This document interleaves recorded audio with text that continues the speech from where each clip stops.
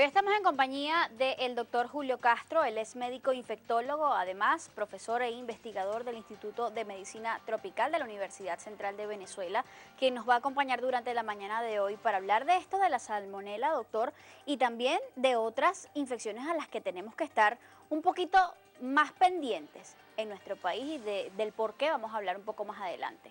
Vamos a comenzar por justamente el tema que nos atrae bastante, sobre todo por estos días. ¿Qué es la salmonela? La salmonela es una bacteria intestinal que vive en la mayoría de los seres vivos, humanos y no humanos, y de alguna manera algunos tipos específicos de salmonela pueden producir enfermedad.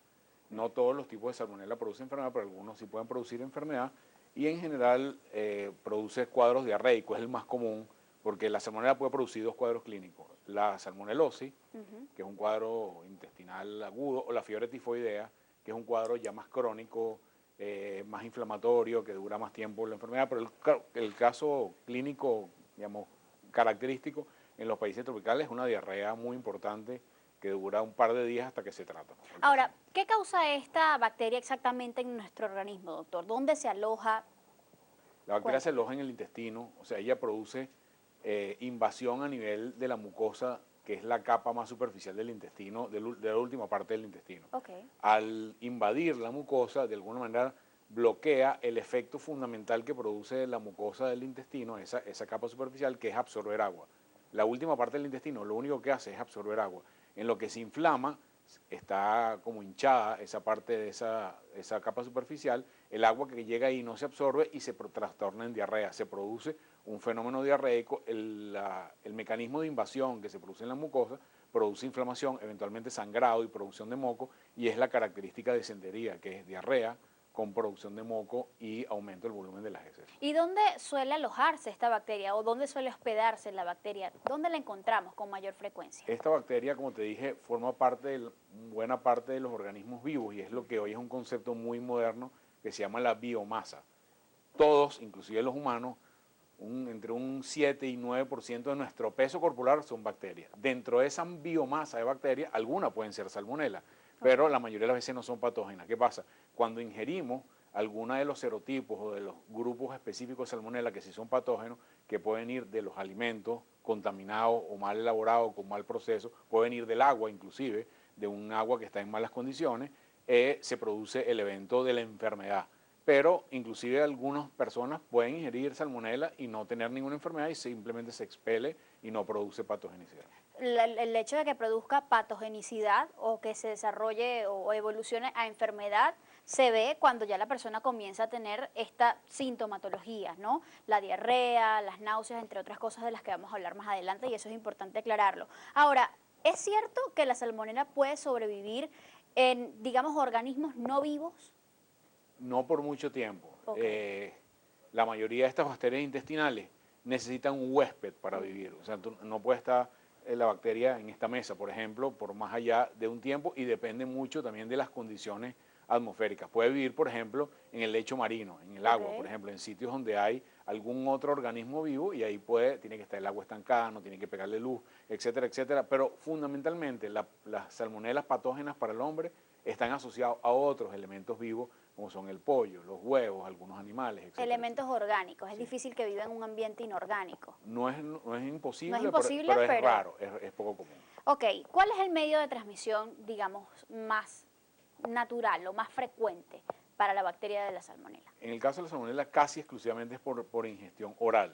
Okay. O sea, la salmonela entra al organismo a través de la boca, es lo que llamamos nosotros medio de transmisión fecal oral. La mayoría de las veces, la salmonela patógena es expelida a través de las heces por alguien que está contaminando, va a un elemento común, por ejemplo, una persona que cocina, que tiene una diarrea y no se lava las manos y no lo notifica, manipula alimentos, produce unos alimentos, suponte en un restaurante, y la persona que viene se contamina.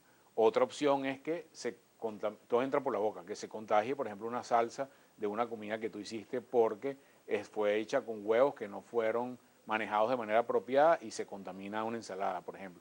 Pero la mayoría de los estos son bacterias que son particularmente sensibles al calor. Si están bien cocinadas, tú matas la salmonela solamente con calor, que es uno de los elementos básicos. ¿Sensibles al calor y quizás también sensibles a muy bajas temperaturas o no? No, más bien lo que lo mata es el calor. Por eso es que la recomendación universal es hervir el agua y cocinar bien los alimentos. Se ha dicho por allí que la salmonelosis es algo mucho más frecuente en países tropicales. ¿Es esto cierto y por qué? Sí, es verdad porque digamos, las condiciones, hay una correlación en los países tropicales entre pobreza y enfermedades, pero también entre las condiciones atmosféricas. Es un triángulo que pega algunas cosas, ¿no? Tú ves países que no son tropicales, pero que son países no desarrollados, que su índice de salmonela es mayor que los países desarrollados. En la mayoría que tú controlas el proceso de la alimentación por el tema de la ingestión oral y mantienes los alimentos en buenas condiciones o tienes regulaciones para que ellos se produzcan, la tasa de salmonela baja de forma importante. Es decir, que es más, digamos, la propensión que pueda existir para el contagio con este tipo de bacterias tiene que ver muchísimo con la higiene de los alimentos. Sí, eso es importantísimo. La higiene de los alimentos y la calidad del agua son los elementos más importantes con los cuales tú luchas contra la salmonela. Ojo, como le expliqué antes, la salmonela forma parte de los elementos vivos de la humanidad. O sea, pretender no tener infecciones por salmonela no es normal, no es lógico, porque es algo que va a estar Es decir, todos los organismos vivos tienen pueden quizás algún grado de salmonela. Como tú bien dijiste en la introducción, hay muchísimos serotipos Más y de 2000, variedades de salmonela, solamente algunas de ellas son particularmente patógenas y no todas tienen la misma patogenicidad unas con otras. Pero ese es un tema que manejamos los médicos. La recomendación es que cuando tenga diarrea debe consultar al médico porque es un elemento, puede ser salmonela, puede ser shigella, puede ser Escherichia coli, puede ser un parásito. O sea, la diarrea tiene un espectro de enfermedad que varía diferentes cosas y solamente con los síntomas uno no puede discernir cuál de estos tipos de enfermedad o patógeno. Doctor, ¿la salmonela se contagia de repente si ya tiene manifestación clínica, si ya es una enfermedad como tal? ¿A través del beso, por ejemplo, la saliva? No. ¿Es un medio de transmisión de salmonela? No, la salmonela se expele por las heces, es la forma infectante.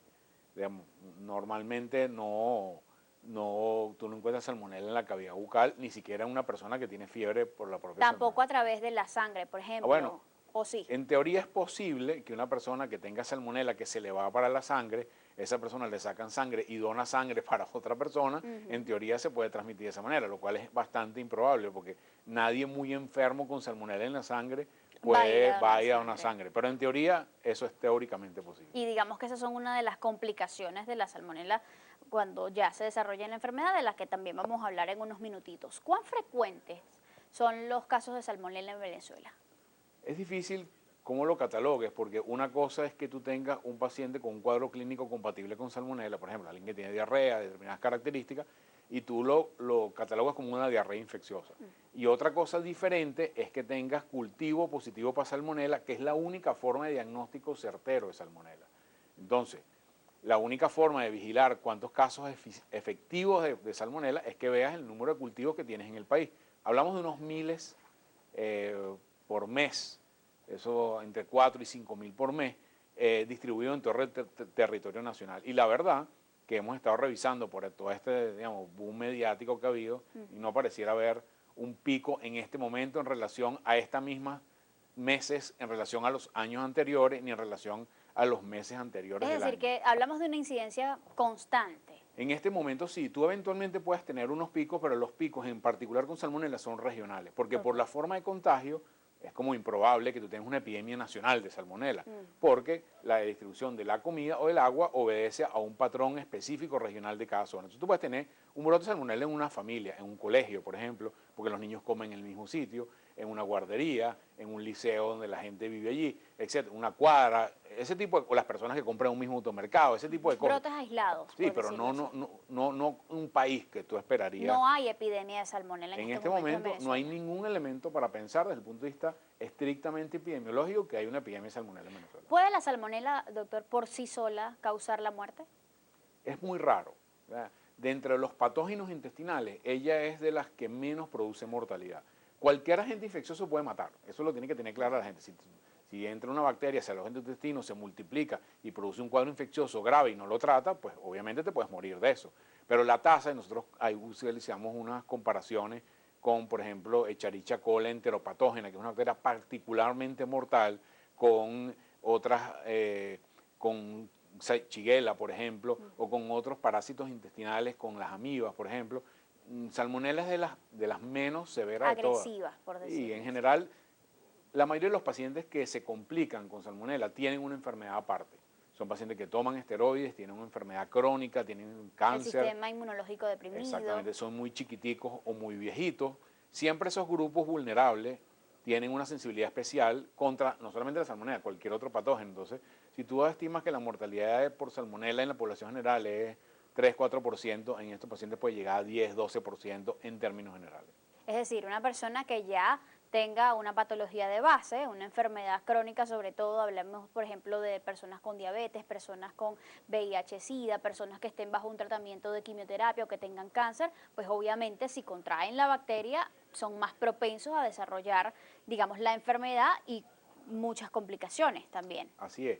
Realmente cuando tienes una infección se produce una interacción entre el agente vivo que entra y tu sistema inmunológico.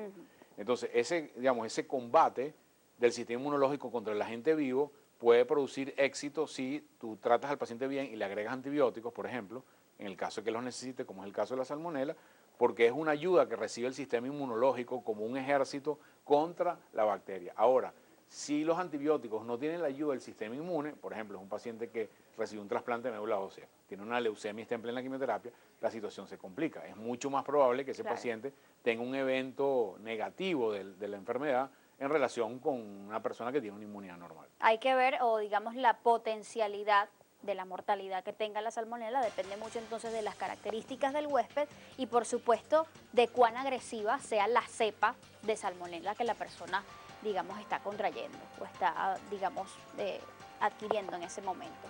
Tenemos que hacer una pausa, pero es importante también conocer en torno a este caso quiénes son o qué grupo de nuestra población es más vulnerable a contagiarse con salmonela. De eso hablamos al regreso, quédense con nosotros.